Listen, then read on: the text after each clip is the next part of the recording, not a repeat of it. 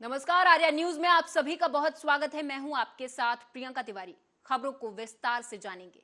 मुरादाबाद के मूढ़ा पांडे थाना परिसर में आज थाना अध्यक्ष दीपक मलिक ने चल रहे सावन के पर्व महीने और कावड़ यात्रा और आगामी मोहर्रम के त्योहार को लेकर के सभी धर्म गुरुओं के साथ एक मीटिंग का आयोजन कर सभी धर्म गुरुओं को जागरूक करते हुए कहा कि सभी लोग आगामी त्योहारों को शांति रूप से मनाएं। ये अपील हमारी तरफ से की जा रही है।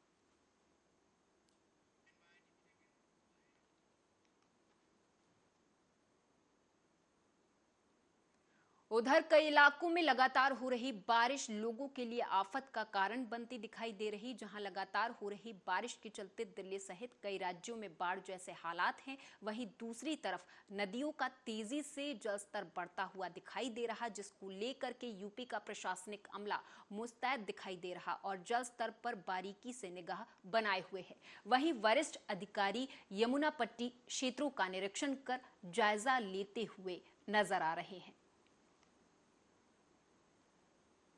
कानपुर देहात में लगभग 42 ऐसे गांव हैं जो कि बाढ़ से प्रभावित रहते हैं।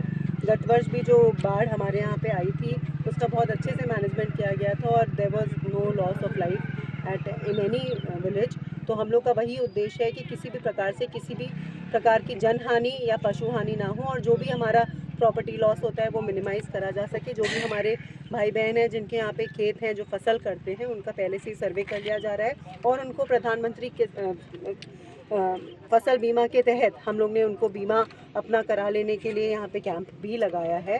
साथ ही जो भी और तैयारियां हैं, जैसे हर गांव में आपदा मित्रों का चयन, पीए सिस्टम का एस्टैब्लिशमेंट और बाढ़ चौकी और राहत शिविर बनाना, वो सब भी हम लोग सुचारू रूप से कर रहे हैं। प्रत्येक गांव जो प्रभावित होता है उसके लिए एक नोडल अधिकारी लगाया जा रहा है पृथक से और हर गांव में हम लोग इसी प्रकार से राहत चौपाल कर रहे हैं ताकि जो भी आम जनता है उसको भी हम लोग कनेक्ट करके जो भी उनके लिए जो भी सुविधाएं शासन मुहैया करा रही है और उनको अपनी क्या बचाव करना है, नाविकों का क्या चयन करना है, वो सब एक साथ करा जाए। कानपुर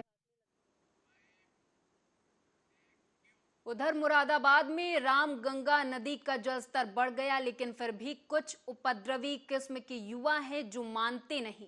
दरअसल रामगंगा नदी स्थित रेलवे ट्रैक से स्टंटबाजी करने का युवाओं का वीडियो सोशल मीडिया पर वायरल हो रहा है। इस वीडियो में साफ तौर पर देखा जा सकता है कि किस तरह से जान को जोखिम में डालकर युवा रेलवे ट्रैक से रामगंगा नदी में छलांग लगा रहे। हालांकि नदी के बढ़ते जलस्तर को देखते हुए जिला प्रशासन लगातार लोगों से अपील कर रहा है कि कोई भी रामगंगा नदी के किनारे ना जाए। फिर भी ये अपील उन युवाओं पर बिल्कुल बेअसर नजर आती है जो एक वीडियो बनाने की खातिर अपनी जान को जोखिम में डाल रहे हैं।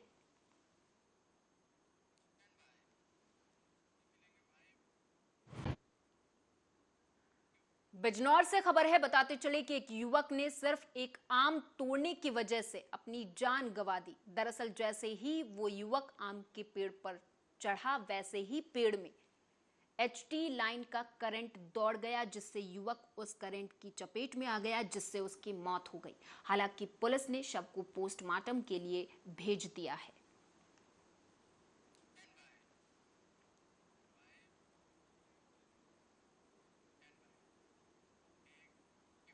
हापुड़ में पिलखुआ पुलिस ने वाहन चोरी करने वाले गिरोह का पर्दाफाश करते हुए एक कबाड़ी समेत 3 शातिर अभियुक्तों को गिरफ्तार कर लिया है, जिनकी निशानदेही पर चोरी की 16 मोटरसाइकिल, एक स्कूटी जिसकी कीमत करीब 11 लाख रुपए, 2 फर्जी नंबर प्लेट पुलिस ने बरामद किए हैं। पुलिस द्वारा एक वाहन चोरी गैंग का भंडाफोड़ किया गया है, जिसमें 2 वाहन चोर और एक कबाड़ी जो उनके साथ वाहनों का डिस्पोजल करता था, उनके पास से 16 मोटरसाइकिल और एक स्कूटी बरामद की गई है। तो वाहन चोरी जो होते थे ये जनपद हापुड़ से होते थे या पूरे एनसीआर से चोरी करते थे? ये पूरे एनसीआर में ये लोग चोरी का काम करते थे, वाहन चोरी ही करते थे। जो सुनसान स्थान है या फिर जहाँ घरों के बाहर या बिल्डिंगों के बाहर मोटरसाइकिल खड़ी रहती थी, उनको टारगेट करके ये रात में चोरी का काम करते थे। कोई आपराधिक इतिहास है? इनका वृहद आपराधिक इतिहास है। गाजियाबाद में भी इन्होंने वाहन चोरी की है और हापुड़ में भी 3 मुकदमे इन पर पंजीकृत हैं। उत्तर प्रदेश सरकार के द्वारा हर ग्राम पंचायत स्तर पर गौशाला गौरक्षण केंद्रों का लाखों रुपए की लागत से निर्माण कराया गया ताकि गौशालाओं में गायों का संरक्षण हो सके और किसानों की फसलों का कोई नुकसान ना हो और गायों को सुरक्षित बचाया जा सके। मगर आगरा के पिनाहट ब्लॉक क्षेत्र के कुकथरी गांव की वृहद गौशाला संरक्षण केंद्र में गौशाला कर्मचारी और ब्लॉक कर्मचारियों की लापरवाही साफ देखने को मिल रही। ग्रामीणों का आरोप है कि गौशाला संरक्षण केंद्र में भूख से 11 गायों की मौत हो गई, जिससे हड़कंप मच गया है। वहीं ग्रामीणों ने हंगामा किया तो पशुपालन विभाग, चिकित्सक विभाग की टीम और प्रशासन का अधिकारी कर्मचारी मौके पर पहुंचा। जहां मौके पर जांच की गई तो 4 गायों की मौत का मामला सामने भी आया है, जिनके शवों को जेसीबी से गड्ढा खुदवा कर दफनाकर अंतिम संस्कार कर दिया गया है। मैं doctor Lokesh Kumar Agarwal, deputy chief veterinary officer बा हूँ और मैं इस गोवंश संरक्षण केंद्र के बारे में बताना चाहूँगा। देखिए, ये वृहद गोवंश संरक्षण केंद्र है। सरकार का इसका उद्देश्य यही है कि क्योंकि किसानों को समस्याएं होती हैं कि निराश्रित गोवंश उनके खेतों में समस्या पैदा कर रहा है, तो सरकार का उद्देश्य यही है कि आसपास जहाँ पे समस्याएं हैं तो उनको यहाँ पे संरक्षित किया जाए। अब जो यहाँ पे मेरे को जैसे बताया गया कि कुछ 4 पशुओं की ख़त्म हुई हैं, तो डॉक्टर साहब से मैंने बात की है, तो कुछ हमारे पास जो गोवंश आता है वो कहीं ना कहीं कुछ बीमार भी होता है या कुछ उसमें एक्सीडेंटल इंजरीज होती हैं, क्योंकि वो संरक्षित किया जाता है, आसपास से वो ले लिया जाता है, तो वो एक रूटीन प्रोसेस है या मतलब उसमें कुछ हम सर्वाइव करवा पाते हैं, कुछ में नहीं करवा पाते। तो उसमें 2 डॉक्टर साहब बता रहे हैं कि यहाँ पे क्योंकि लार्ज एनिमल जो है वो मेल भी है, फीमेल भी है। अब सांड के साथ थोड़ी समस्या ये रहती है कि वो थोड़ा सा अपना स्पेस या अपना कुछ वो लेके चलता है, तो जिसकी वजह से वो आसपास थोड़ा टक्कर मारता है, जिसकी वजह से इंटरनल इंजरीज हो जाती हैं। तो 2 एनिमल इंटरनल इंजरी से ख़त्म हुए और 2 जो है एनिमल वो आपका बीमारी से ख़त्म हुए। और कटनी जिले से खबर है, बताते चले कि कटनी जिले में आरोपी पहले ट्रेन में चढ़े, फिर महेश कोल से उसका मोबाइल फोन छीन कर भाग गए। तो वहीं जब पीड़ित अपना फोन लेने के लिए आरोपियों के पीछे गया तो उनसे अपना फोन वापस करने की बात की। वहीं आरोपियों ने फोन देने से मना कर दिया, जिसके बाद पीड़ित और आरोपियों के बीच छीना झपटी शुरू हुई। इस दौरान आरोपियों ने पीड़ित महेश कोल नाम के युवक की हत्या कर दी। हालांकि ये पूरी घटना सीसीटीवी में कैद हो गई थी, जिसके बाद पुलिस ने फुटेज के आधार पर 4 आरोपियों को हत्या के मामले में गिरफ्तार कर लिया है और उनसे पूछताछ शुरू कर दी है। हमने अपने मामले में 392 धारा में जो है 4 आरोपी गिरफ्तार किए हैं और जिन्हें गिरफ्तार कर न्यायालय पेश करने से रवाना किया। ये अपने खिरहनी फाटक के हैं, पुराने अपराधी हैं। हाँ, पहले से पूर्व जो है मोबाइल गिराने के अपराध पंजीबद्ध है। हमने अपने मामले में 392 धारा में जो है 4 आरोपी गिरफ्तार किए हैं और जिन्हें गिरफ्तार कर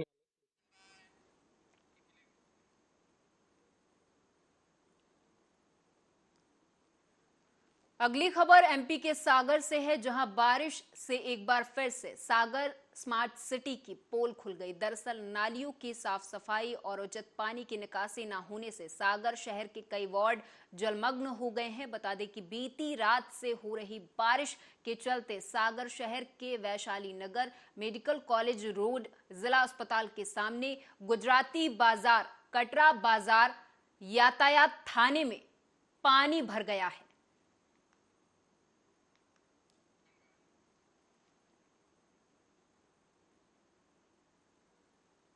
रायबरेली में रफ्तार का कहर रुकने का नाम नहीं ले रहा। बता दें कि एक बार फिर से तेज रफ्तार 2 कारें आपस में टकरा गई, जिससे इस हादसे में कार के परखच्चे उड़ गए। इस दौरान इस हादसे में 4 लोग गंभीर रूप से घायल भी हुए हैं। हालांकि स्थानीय लोगों ने अस्पताल पहुंचा दिया है घायलों को, जिसके बाद इन सभी घायलों का इलाज जारी है।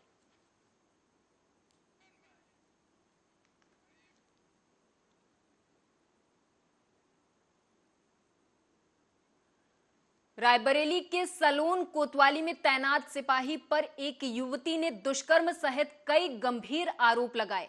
दरअसल जनपद अंबेडकर नगर की रहने वाली पीड़िता युवती ने रायबरेली पुलिस अधीक्षक से आरोपी सिपाही की शिकायत की थी। तो वहीं इस मामले को गंभीरता से देखते हुए पुलिस अधीक्षक आलोक प्रियदर्शी के निर्देश पर आरोपी सिपाही के खिलाफ दुष्कर्म का मुकदमा दर्ज कर जांच शुरू कर दी गई है। फिलहाल दुष्कर्म के मामले में आरोपी सिपाही छुट्टी से जाने के बाद से ही गैर हाजिर चल रहा है।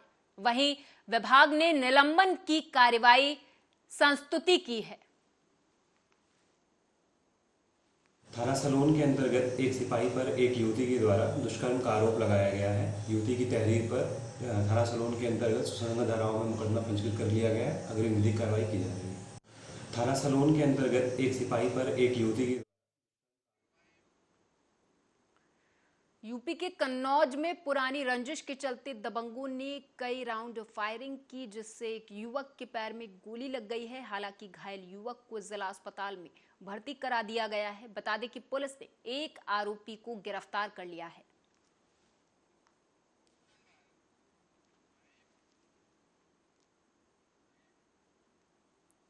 आगरा नगर निगम चुनावों में हिस्ट्री शीटर को टिकट देने के मामले में चर्चा में रहे बीजेपी से वार्ड 40 के नवनिर्वाचित पार्षद रवि दिवाकर पर स्थानीय व्यापारी ने कई गंभीर आरोप लगाए।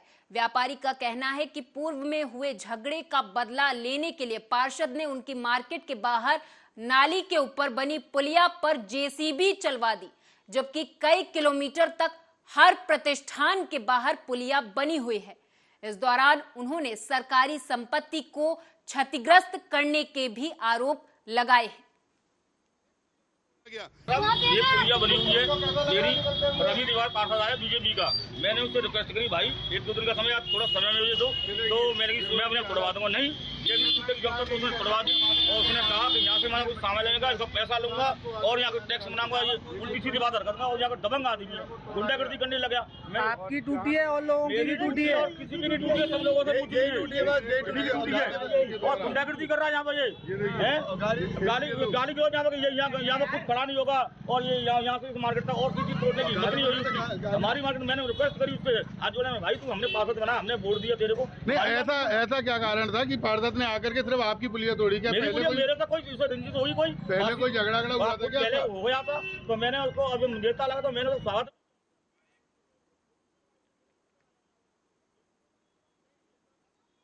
जनपद मुरादाबाद से खबर है। बताते चले कि जनपद के डीआईजी मुनिराज, एसएसपी हेमराज मीना, डीएम शैलेंद्र कुमार सिंह समेत तमाम पुलिस प्रशासनिक अधिकारियों ने फीता काटकर कावड़ियों के लिए सेवा शिविर का शुभारंभ किया। इस दौरान फीता काटकर विधि विधान से पूजा अर्चना की गई। इसके बाद भंडारे का भी आयोजन किया गया था।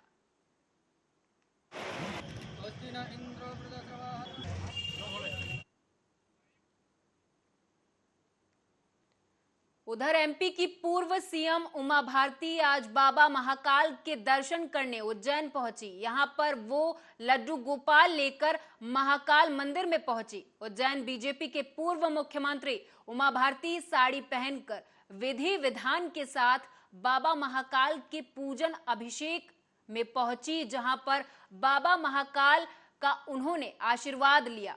बता दें कि सावन का महीना शुरू हो गया है। सावन महीने में बड़ी संख्या में श्रद्धालु बाबा महाकाल के मंदिर पहुंच रहे हैं। देश के गुजरात, महाराष्ट्र, दिल्ली, मुंबई, कोलकाता, चेन्नई, छत्तीसगढ़, राजस्थान आदि प्रदेशों से भक्त महाकाल मंदिर में बाबा महाकाल के दर्शन करने के लिए आ रहे हैं। क्या है कि वो एक अनंत काल तक चलने वाला उद्देश्य है, संपूर्ण विकास, समग्र विकास।